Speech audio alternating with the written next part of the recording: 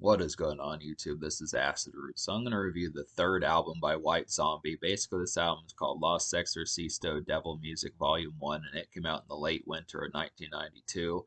So the thing about this album is it's a hit album for White Zombie. Definitely a pretty smash hit of a project. It has a couple hit singles like Thunder Kiss 65 and Black Sunshine on here. But this one, in some folks' minds, I think they thought this was the better album than Astro Creep. I think some folks thought this album was the better album than Astro Creep 2000. Now, I'm familiar with Astro Creep 2000. I reviewed that way back in 2016. It's a pretty solid album, known for songs like More Human Than Human and songs like that. But I definitely would have to say that one kind of had a more electronic kind of blend, like some of the stuff that he would do with like the album with Dragula on it by Rob Zombie, Hellbilly Deluxe, and some of those type albums, I would have to say. But this one, is pretty much like a relic in today's times. I would definitely say this is a pretty ancient album compared to some of the stuff. I mean, it's still like I feel like the riffs on here are just very much rooted in like early 90s when Nirvana was still around, Alice in Chains was still around, folks like that, some of those type folks, Metallica, the Black Album days, Soundgarden, some of that type stuff from like the early 90s, even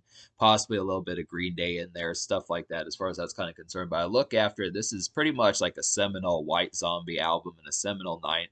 This is a seminal rock album from the 90s. This is one of those ones that you think of kind of similar to like Nevermind by Nirvana and some of those type ones, and Dirt by Alice in Chains and those type ones, Dookie by Green Day, some of those type ones from like the early 90s.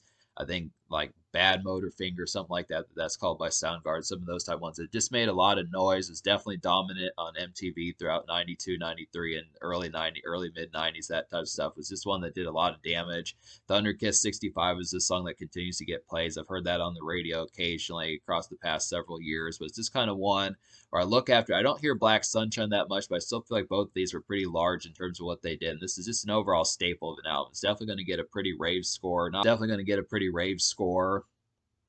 Just would have to say it's a pretty trippy album. I definitely like the concept of this. Rob Zombie's aesthetic is usually pretty awesome when he does these type albums. He's always kind of done like this kind of sci-fi and horror type stuff as far as that kind of goes. Dracula, Frankenstein type stuff, some of those type things. But I just would have to say this is a pretty awesome album just to kind of get here. It's just kind of, I mean, I do feel like, I don't want to say it full blown shows its age, but just kind of thinking back to 92 as far as how that kind of went, it just seems kind of it's just it's not so much that the music here shows its age, it's just the fact of the times as to what was kind of around back in 1992. Just comparing some of this stuff, I definitely think this is probably one of the most litty and kind of seminal projects out of like the early 90s as far as that kind of went. It's just interesting when you hear songs that were kind of huge back in those days. I think if you can still hear songs like Thunder Kiss 65 nowadays, it was probably being played out the wazoo back in like 1992, 1994 and stuff. I just get the feeling that it probably was just inescapable back in those times as far as that kind of went. And really, the thing about that particular album is it only had two singles. I mean, that was vintage ways that they used to play out music back in the day. I mean, nowadays, a song gets tiresome after about like 3 or 4 weeks if it's really popular. But back then, I think Thunder Kiss 65 was just played pretty much throughout 92, 93, 94, 95, just those type times, because White Zombie did not drop another album until like the spring of 95. So they managed to take 3 years off. I feel like songs like Thunder Kiss and Black Sunshine were probably large enough to the point where they just had made a lot of noise and stuff. So this is definitely some good stuff.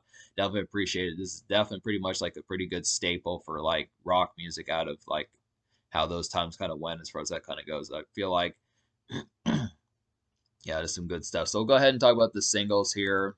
So the first single is Thunder Kiss 65. This is a good, memorable, and electric riff, I would have to say on here. Definitely like this one. It's classic 90s rock. It's a classic 90s rock song, I would say, and it's just makeshift evening glare. I definitely feel like this is the kind of stuff that you'd listen to 5:30, 6:30 p.m., that type of stuff. There's something that's kind of, or it could be makeshift, but I just feel like it's more of a rowdy song to the point where it just kind of feels like more of something as you get ready to step out and have some better times. Like maybe you're just going home real quick, changing clothes, some stuff like that, getting a quick bite to eat, hitting up Burger King, something like that, just going to get some quick food and then stepping out and getting ready to head to a night venue, something like that. It's just kind of really 4:30, 5:36 p.m. type stuff as far as that kind of goes. But it just has, it's pretty much like a staple out of the 90s. This just feels like a song that just kind of had continual play, and it's just kind of a good song to look back on. I mean, it's a little bit ancient compared to More Human Than Human. So it's a little bit more retro compared to More Human Than Human or some of the other singles off of Astro Creep 2000. But it's just definitely a pretty good staple of a rock song. It's kind of like Iron Man, kind of like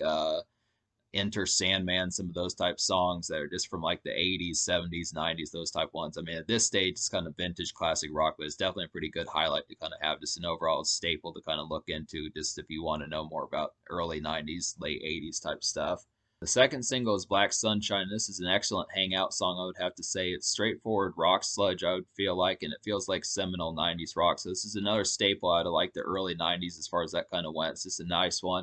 Definitely reminds me of a pretty solitary hangout song, whether it's just with your buds or at some night venue, something like that, just clinking beer mugs, having a swisher, some of those type moments, watching MTV Raps and Jackass and some of those type times as far as that kind of goes. These are just some ones for just, I mean, this one's not quite as riff heavy as Thunder Kiss, but it is just an excellent kind of hangout song, just kind of more house party type fare and just kind of more relaxed and just kind of a little bit lazy type fare as far as that kind of goes. Just kind of a good, like I was saying, beer sipping kind of music, just more kind of kick back type tunes as far as that kind of goes. Just definitely like the concept of it. So it's a pretty good highlight. Definitely feels like it was probably played at a lot of folks' houses back in like 1993, 1995 and stuff. Just some good fare. Definitely like this one. It was kind of a promotional single that came out for this album. Like Wikipedia doesn't list it that. There was kind of a promotional single that came out for this album. Wikipedia doesn't list it that much, but they did make a music video for it, and it's called Welcome to Planet Motherfucker. So this is another pretty nice one. This one's kind of a sludgy rock den hangout blaze, I would say, of a song. Definitely a pretty nice one here. It's a good get crunk kind of tune, I would say, and it's some good night venue fodder. I definitely feel like this one, along with Black Sunshine, is probably just some good ones for like some standard hangout fare as far as that's kind of concerned. Just some vanilla hangout sessions, that type of stuff. If you are more early 90s bound and that type of stuff, good bop.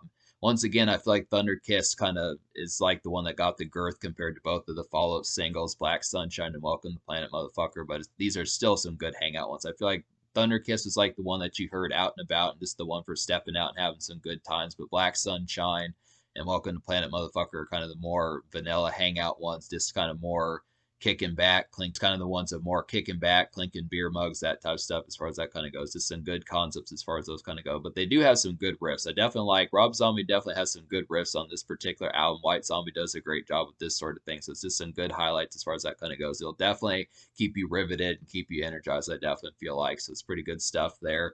But to talk about the songs I recommend on this album, so minus like the 3 skits on here, there's 11 songs. There's 14 songs on here, minus the 3 skits, there's 11. So basically out of those 11, I wound up recommending to you 8. So I'll go ahead and recommend those songs. They would be Thunder Kiss 65, Black Sunshine, Welcome to Planet Motherfucker, Grindhouse A Go Go, Soul Crusher, Cosmic Monsters Inc., Spider Baby, and then Thrust. So some of these ones on here, like there's one that kind of is pretty similar to like Thunder Kiss 65. If you absolutely like that song, there's another one that kind of has like a similar presentation and riff heaviness towards that one, and that's the song Thrust. This one's a similar hit to Thunder Kiss 65. It's a good, snappy, radio ready like gem, I would have to say, and it's just some good 90s malaise. So this is definitely one that kind of has that same atmosphere. But I kind of feel like the thing about some of the songs on this album is just the fact that the thing about some of the songs on this album is just the fact that apart from like the song Grindhouse A Go Go, most of the album cuts on here are over 5 minutes. So it's kind of a more lengthy listen. None of these are really compact single ready stuff like Thunder Kiss 65 and Black Sunshine. But I do kind of feel like that if you have more tolerance for like lengthier kind of, vintage kind of mid 80s, early 90s rock fare, this is definitely still a pretty good hit. But there's just nothing quite as compact and single ready as like Thunder Kiss 65 with the exception of Grindhouse A Go Go. And talk about Grindhouse A Go Go. This is a pretty nice one. This is kind of some murky evening haze, I would say. It's a good rock and boiler and album cut, and it's definitely a good Kickstarter for things. So there's a lot of kind of similar kind of riffs on here, like Thrust, Grindhouse A Go Go, Spider Baby. Some of these type ones kind of have like some similar type riffs to Thunder Kiss 65, but they're all basically good ones. They're just kind of pretty solitary night venue and party starters as far as that kind of goes. House party starters, that type of stuff as far as that kind of happens. Just some good riffs as far as that kind of goes. But in terms of like a full-blown metal headbanging kind of cut, there's not. I guess that's kind of odd just to think that most of these are kind of more just kind of kick back, sit, hang out in a booth type, more fraternized type numbers, more so than like headbang craziness, which is kind of surprising. Apart from Thunder Kiss 65, I would probably say there's just not a ton of that on here. But not to say like it's bad, but I do feel like some good outgoing music is Soul Crusher. I would definitely have to say it's a Traverse cut and it's good music for on the go. It's a night getting kind of rowdy kind of cut. I would definitely have to say, and it's pretty energizing. So this is one. This kind of feels a little bit more riveting, stepping out a bit, traveling a little bit. Maybe the drive is not just like a 5 or 10 or 15 minute drive, something like that, where you're going to be in the car for a little bit. Just some good kind of thrilling vibes to kind of have as you get energized a bit and get ready to step out. So it's definitely some good stuff. I feel like there's some night venue tracks on here. Definitely when you're at the venue, some of that type of stuff. Cosmic Monsters Inc. is a good example of that. This is a night venue blaze of a song, I would say. It's some easy white noise for a turned up night at some litty spots, I would definitely say. And it's just vintage 90s rock. So these are just some good ones. Spider Baby's another one like that. Spider Baby is basically a vanilla night venue rock joint. I would have to say it's a good hit, an album cut definitely, and it feels stock, but the riff is pretty heavy on here. So Spider Baby's a pretty heavy one. Yeah, Spider Baby's a pretty heavy one. There's a lot of good heavy songs on here, but I like the fact that the riffs are just so distinct. That's kind of the thing about it. It's just compact and distinct. They're just very presentable and noticeable as far as that kind of is concerned. The thing about it is it's pretty radio ready. I think that this was kind of one of the more commercial kind of albums from like White Zombie as far as that kind of went. It's just not. It's definitely pretty snappy and presentable. So I definitely like the tone as far as this album kind of goes. I mean, it kind of feels like some of these are kind of not necessarily samey, but they kind of have like a similar style of riffage as far as that kind of goes with a lot of these. A lot of these, definitely some similar riffage. There's definitely some similar riffage and snappy, ready to go type stuff. The Thunder Kiss 65, and then there's some hangout songs on here and some Traverse songs. So it's just a good amalgamation and just like a good kind of evening type boundness as far as that kind of goes. It's not really as much makeshift, which is not really a problem. It's just kind of the stuff that just really weekend type material, Thursday evening, Friday evening, Saturday evening, that type of stuff. Some good fare as far as that kind of goes. It's good kind of energizing type stuff with some good hangout sessions, vanilla hangout sessions, vanilla night venue sessions. Just good. This really feels like pretty much like your loud pack if for things back in 92, 93, 94. It's just probably something that was just, played over abundantly. And it's not like it's a bad thing. It's just like when you think of Nirvana's Nevermind, you think of Green Day's Dookie, some of those ones that are just played that probably went. I'm surprised that this album didn't go like 4, 5, 6 times platinum because it's just odd that White Zombie didn't have more popularity considering the hit potential of how much these singles really did the damage and just the overall kind of like distinction of like the riffs on here and just the overall this quality that it has. That's kind of the thing. But so I'm gonna give this album.